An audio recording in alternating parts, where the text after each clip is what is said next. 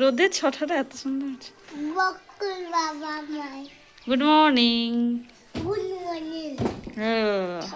চলো খাওয়া চলো। হ্যালো বন্ধুরা, গুড মর্নিং সবাইকে। লিপিকার ফ্যামিলিতে তোমাদের সবাইকে জানাই অনেক স্বাগত আর অনেক ভালোবাসা। এখন বাজছে ঘড়িতে 8:30। তো এতক্ষণে আমি ফ্রি হলাম, কারণ তোমাদের দাদাভাই আবার আজকে বহরমপুর কাজে বেরিয়ে গেল। আজকে মনে হয় আসবে না, আসলে কালকে আসতে পারে, না হলে 2 দিন পর। তো ওর জন্য তো ভাত হয়, তোমরা সবাই জানো। তো ভাত রান্না হলো, ও খেলো, তারপরে বাসন করা ধুলাম, তারপরে ঠাকুরকে পুজো করলাম। কারণ আমি না খেয়ে সকালবেলায় পুজো করি। তো আজকে তোমাদের দাদাভাই যেহেতু বহরমপুর বেরিয়ে গেল, ওই কারণে আমি রান্নাটা বান্না করেই পুজো করেছিলাম। কারণ তার আগে আমার ঘরটা সব মোছা হয়ে গিয়েছিলো। তারপরে ছেলেকে খাওয়ালাম, তারপরে আমি নিজে খেতে বসলাম। তো আজকে সকালেও দুধ চা খাচ্ছি আমার ফেভারিট কাপে। তো এটা খাবো, খেয়ে আবার যেতে হবে সেন্টারে কেটলি দিতে, কারণ 6 বছর পর্যন্ত ছেলে খিচুড়ি পাবে। আর একবার ম্যাডাম বলেছে যে একবার করে নিয়ে আসতে ওই 10টার দিকে। তো ওকে একবার নিয়ে যাব, এই চাটা খাবো, খেয়ে যাব সেন্টারে কেটলিটা দিয়ে চলে আসবো। তারপর 10টার দিকে আবার যাব, এসে আবার ছেলেকে পড়তে বসাতে হবে। তো চলো তোমরা সঙ্গে থাকো আর দেখতে থাকো, তাহলেই বুঝতে পারবে। তো চলো। বেসিক্যালি কি বলো তো, ছোলা লাগিয়েছিল মেজদা, তো বাড়িতে নিয়ে এসেছে, ছাদে শুকোতে দিয়েছে। তো আমাদের বাড়ির লোক কাঁচা ছোলা খেতে খুবই পছন্দ করে। এই যে হয়ে আছে, তো এগুলো আবার শুকিয়ে গেলে আগুনে পোড়ালে আরও বেশি সুন্দর লাগে, সে ছোলা ভাজার মতো লাগে।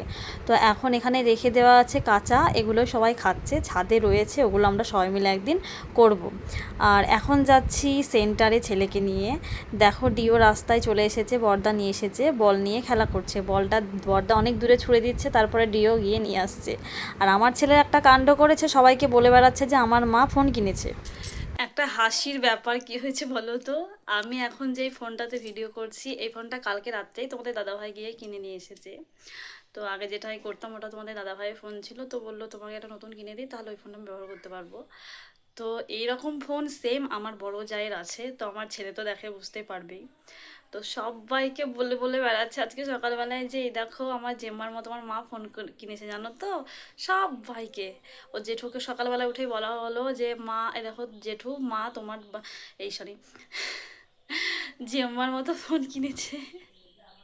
কি বলতো, বাচ্চারা না এরকমই হয়, মানে আনন্দ আর একটা জিনিস দেখলে ওটা মাথার মধ্যে একবারে গেঁথে যায়, মানে ওদের কি।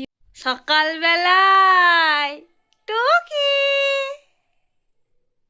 খেয়েছো খেয়েছো, কিছু খেয়েছো তুমি? বিস্কুট খাবা? বিস্কুট খাবা?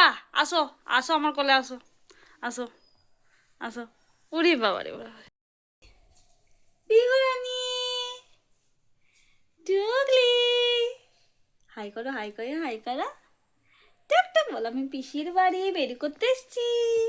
এই যে গরম পড়লো, এবার শুধু মনে হবে একটু পান্তা ভাত খাই, একটু ছোলার ছাতু নিয়ে পান্তা ভাত খাই, পেঁয়াজ কুচি না, গোটা পেঁয়াজ আর কাঁচা লঙ্কার সাথে। তো আমি নিয়ে নিয়েছি ভাত, তার সাথে ওই ভাতের ওই জলটা জাস্ট অসাধারণ লাগে খেতে। আর ছোলার ছাতু নিয়েছিলাম 1 কেজি, তো ওটাই নিয়ে নিয়েছি, ভালোই হলো। তার সাথে একটু পেঁয়াজ কুচিয়ে নিয়েছি আর শুকনো লঙ্কা নিয়েছি, তেল পোড়া করা ছিল। আর সকালবেলায় তোমাদের দাদাভাইয়ের জন্য আলুর তরকারি করেছিলাম ঝাল ঝাল করে, তো আমার ফেভারেট, ওটাও নিয়ে নিয়েছি। খেতে দারুণ হয়েছিল, আর খেয়ে বড়ই তৃপ্তি হয়েছে, বিশ্বাস করো। এই যে গরমের সময় পান্তা ভাত খাওয়ার যে একটা আলাদা রকম, মানে কি বলবো, জাস্ট বোঝানোর মতো না। যাই হলো খাওয়া দাওয়া তো হলো। এই গাছটা না দেখো কত সুন্দর ফুলের কুড়ি এসেছে, একটা ফুলও ফুটেছে। কিছুদিন আগে ফুল ফুটেছিল, আমার ছেলে আবার ফুলটাকে তুলে ছিঁড়ে গাছটার মানে পুরো দফা রফা শেষ করে দিয়েছিল, তারপরে জল দিয়ে দিয়ে গাছটা সম্পূর্ণ রূপ পেয়েছে। তো খাওয়া দাওয়া হয়ে গেছে। তুমি কোথায় যাবা? স্কুলে যাবা? খাওয়া হয়ে গেছে তো তোমার? আচ্ছা। এইমাত্র সেন্টার থেকে ছেলের খিচুড়ি নিয়ে এলাম, আর বিশ্বাস করো এত রোদ পড়ছে, রোদের এত তেজ, পুরো শরীর হাঁপিয়ে যাচ্ছে। তো ওই পাকে আমি মুদিখানা দোকানেরও কিছু বাজার করে নিয়ে এসেছি। তো চলো দেখো কী কী নিয়ে এসেছি। ধূপকাঠিটা ফুরিয়ে গেছে, তাই একটা পুষ্পাঞ্জলি ধূপকাঠি নিয়ে এলাম। সলতে নিয়ে এসেছি, একটা সাবান নিয়ে এসেছি, যেহেতু ফুরিয়ে যাচ্ছে একটা নিয়ে আসতে হবে বলে। জিরে নিয়েছি আর বেসন নিয়েছি। মাঝে মধ্যে একটু পেঁয়াজি বেগুন এসব খেতে কি বড় ইচ্ছা করে জানো, ওই কারণে একটু রেখে দিলাম ঘরে। আর মায়ের চোখের অপারেশন হয়েছে, মাকে ওষুধ দিয়ে দিয়েছি, একটু মা বসে আছে, তারপরে স্নান করতে যাবে। আর এই টিভিতে একটা সুন্দর বই সিনেমা হচ্ছে, আমি তো এইদিকে বোতলে জল পড়ছি আর দেখছি, আমার তো খুবই ভালো লাগছে। আমার না মাঝে মধ্যে এই সিনেমা টিনেমা দেখতে বেশ বড়ই ভালো লাগে। আমি কিন্তু সন্ধ্যাবেলার দিকে একটা সিরিয়ালও দেখি, কিন্তু আমার মোবাইলে দেখে একদমই মন ভরে না, বিশ্বাস করো। আমি টিভিতে দেখি, কারণ টিভিতে সিরিয়াল সিনেমা দেখার মজাটাই আলাদা। আর সেটা যদি হয় সবাই মিলে একসাথে বসে, হ্যাঁ, আমরা সন্ধ্যা 6:30টার সময় একসাথে বসে 3 জায়ে শাশুড়ি সবাই মিলে সিরিয়াল দেখি, বেশ ভালোই লাগে। তো কথা বলতে বলতে আমার বোতলে জল ভরে নেওয়া হয়েছে। তো এগুলোকে আমার ফ্রিজে রাখতে হবে, কারণ বড্ড গরম পড়েছে, এবার ঠান্ডা জলের প্রয়োজন। মানুষ দেখি রাস্তা দিয়ে যাবে, হঠাৎ করে বাড়ির কাছে থেমে গেলেই বলবে একটু জল দেন না, তখন তো সবার এই গরম জল খেতে ইচ্ছা করে না, তো একটু পাইল করে দিলে সবার ভালো হয়। আর এদিকে গেটটা দেখছি সম্পূর্ণ খোলা, আবার লাগিয়ে দিলাম। আর প্রচণ্ড হাওয়া হচ্ছে। আর ছেলে তো গেছে পিসির বাড়ি পিসেমশাইয়ের সাথে, আর বিছানাটার অবস্থা করেছে দেখো, একবারে যাতা অবস্থা করে রেখেছে। বইপত্র এখানে ওখানে সেখানে, সেগুলোকে আবার গুটিয়ে রাখছি। বড্ড মানে কাজ বেড়ে যাচ্ছে ছেলের জন্য। এটা তো হবেই বলো, ছোট বাচ্চা থাকলে এরকমই হবে। আর আজকে কী রান্না করব ভাবতে ভাবতে না মনে পড়লো ফ্রিজে কয়েকটা ডাটা ছিল, আর অনেক দিন ধরে কয়েকটা পটল জমে আছে। তো ভাবলাম ডাটাগুলোকে আজকে আর করব না, পটল আলু দিয়ে একটা ভালো করে মশলাদার চটপটা একটা ঝোল করব। যেহেতু তোমাদের দাদাভাই নেই, 3-4 দিন মতন আসবে না, ওই কারণে আমার নিজের জন্যই করব অল্প করে। আর এই বাঁধাকপিটা বোধহয় বিগত 1 মাস ধরে ফ্রিজে রয়েছে, তো আজকের এই ব্যবস্থা করতে হবে। ছুঁড়ে ফেলে দেবো, জাস্ট মানে পুরো খোলা হয়ে গেছে, ভিতরে কিচ্ছু নেই, শুকিয়ে। আর ডাটাগুলোকে কেটে ধুয়ে রেখে দেবো, কালকে হবে, তাই না? কি জানো তো, ফ্রিজে অনেক কদিন ধরে মানে অনেক টমেটো নিয়েছিলাম, 1 কেজি মতো, দাম কম ছিল তখন। তো টমেটোগুলো একটা একটা করে রান্না করতে করতে কী বলতো এখনও শেষই হয়নি। তো ভাবছি আজকে একটু টমেটোর চাটনি করবো, তাহলে অনেকটা কমে যাবে। আর প্রত্যেক দিন তরকারিতেই দিই, তার জন্য না। তো এদিকে সবজিগুলো কেটে নিই, এদিকে মা টিভিটা চালিয়ে গেছে, তো দেখছে একটা খুব সুন্দর সিনেমা হচ্ছে।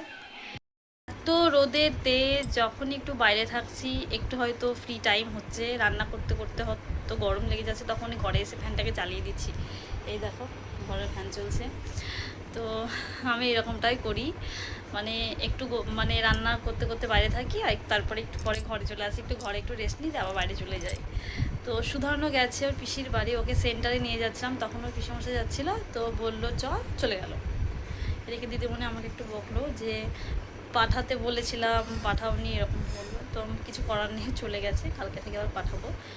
কালকে আবার অনেক দিনের স্বপ্ন ছিল যে একটা ভালো ক্যামেরার ফোন কিনবো, তো সেই স্বপ্নটা আমার পূরণ হয়েছে। কালকে তোমাদের দাদাভাই নিয়ে এসেছে, আর সাথে নিয়ে এসেছিলো জিলিপি। তো আমার মতো জিলিপি খেতে কে কে ভালোবাসো অবশ্যই কমেন্ট করে জানাবে। তো তোমাদের দাদাভাই নিয়ে এসেছিলো কালকে জিলিপি, সবাইকে দিয়েছিলাম বাড়ির। আজকে 2টো বেঁচে গিয়েছিল ফ্রিজে, আমার ভাগ্নে এসেছিলো সকালবেলায়, ওকে একটা দিয়েছি আর একটা আমি খাচ্ছি। ছেলেকে বললাম খাবি তুই, ও বললো না খাবো না, সেই জন্য ভাবলাম ওকে আর খাওয়াবো না, তখন দুধ খেয়েছে সকালবেলায়, অ্যাসিডিটি হয়ে যাবে, কারণে আমিই খেয়ে নিলাম। তো জিলিপিটা খেতে বেশ ভালোই, এখন কলাই ডালে জিলিপি তো এই কদিন হবে। ছেলে চলে এসেছে পিসির বাড়ি থেকে, এসেই ওই দেখো দুষ্টুমি শুরু হয়ে গেছে। জেঠুর বাইক থেকে ওই দেখো কাজের জিনিসগুলো বার করছে, এগুলোকে আবার যদি আমি ঠিকঠাক করে না রেখে দিই, জেঠু এসে ওকে বকবে, মানে আমার জেঠু না, আমার ছেলের জেঠু, তো প্রত্যেকটা দিন কিছু না কিছু করবেই। আর এদিকে আমার রান্না বসে গিয়েছে।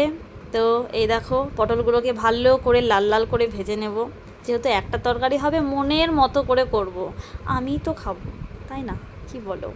তো পটল ভাজা কমপ্লিট হয়নি এখনও, সরি, পটলগুলো তো কেবলই দিলাম। তো এগুলোকে ভালো করে এবার ভাজবো, অনেকক্ষণ ধরে লাল লাল করে ভাজবো। তারপরে ডুমো করে আলু কেটে রেখে দিয়েছি, ওটাকেও ভালো করে ধুয়ে নেব।